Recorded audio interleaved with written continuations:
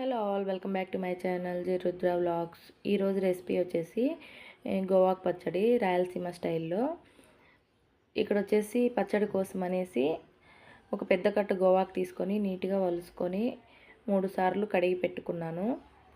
తర్వాత stove on చేసేసి బాండలు పెట్టుకొని ఇక్కడ నేను గోవాకు పచ్చడిలో శనగకాయ పప్పులు వేసుకొని దంచుకున్నాను. బాండల్లో శనగకాయ పప్పులు వేసుకొని మంట మీడియం ఫ్లేమ్లో పెట్టుకొని దూరగా వేయించుకోవాలి. దూరగా వేయించుకుంటేనే పచ్చడి చాలా బాగుంటుంది రుచి. తర్వాత పచ్చడికి సరిపడా అంటే గోవాకు పుల్లగా ఉంటుంది కదా, పులుపుకు తగినంతగా ఎండుమిర్చి అయితే తీసుకోవాలి. శనగకాయ పప్పులు వేపుకున్నాక ఎండుమిర్చి కూడా వేసుకొని మంచిగా వేపుకోవాలి. ఎండుమిరపకాయలు కూడా వేగిన తర్వాత ఇక్కడ నేను ఆవాలు, మెంతులు, జీలకర్ర కూడా వేసుకుంటున్నాను. టేస్ట్ చాలా బాగుంటుంది ఇలా వేసుకుంటే పచ్చడికి. అవి కూడా దూరగా వేయించుకున్న తర్వాత స్టవ్ ఆఫ్ చేసేసి వేయించుకున్న వాటినన్నిటిలోకి ఒక ప్లేట్లోకి తీసుకోవాలి. మళ్ళీ అదే బాండల్లో కొంచెం ఆయిల్ వేసి గోవాకు ఉడకబెట్టుకోవాలి.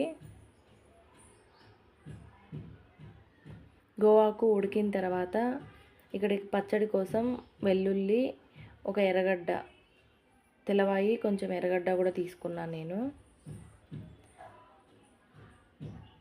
ఇక అన్నీ రెడీ పెట్టుకొని మనమైతే ఇప్పుడు పచ్చడి దంచుకుంటాము.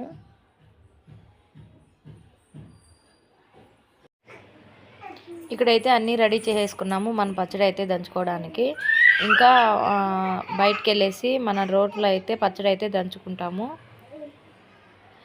రోట్లో దంచుకుంటే పచ్చడి టేస్ట్ అనేది చాలా బాగుంటుంది. మిక్సీలో కన్నా రోట్లో దంచుకుంటేనే మనకు ఆ డిఫరెన్స్ అనేది కనబడుతుంది. పచ్చడి అయితే చాలా టేస్ట్గా ఉంటుంది. ఫస్ట్ అయితే ఇలా రోల్ని శుభ్రం చేసి పెట్టుకోవాలి.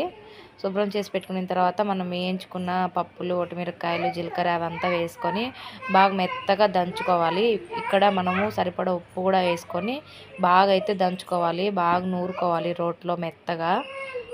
బాగా దంచుకుంటేనే టేస్ట్ అనేది బాగుంటుంది. పచ్చడి కూడా బాగా ఒదుగుతుంది మెత్తగా నూరుకుంటే రోట్లో. ఇక్కడ బాగా మెత్తగా నూరుకున్న తర్వాత మనం ముందుగా ఉడికించి పెట్టుకున్న గోవాకు కూడా వేసుకొని బాగా మెత్తగా దంచుకోవాలి.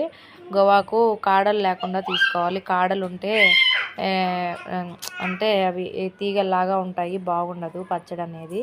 నేనైతే మర్చిపోయి కాడలు కూడా వేసేసాను. కాడలు వలిచేసుకొని ఉత్త ఆకు మాత్రమే వేసుకోండి. అప్పుడే చెత్త చెత్తగా లేకుండా బాగుంటుంది పచ్చడి మెత్తగా. ఇక్కడైతే వెల్లుల్లి కూడా యాడ్ చేసుకుంటున్నాను నేను గోవాకు వేసుకున్న తర్వాత. ఈ వీడియో కనుక మీకు నచ్చినట్టయితే లైక్ చేయండి, షేర్ చేయండి. Please subscribe to my channel. Keep supporting me.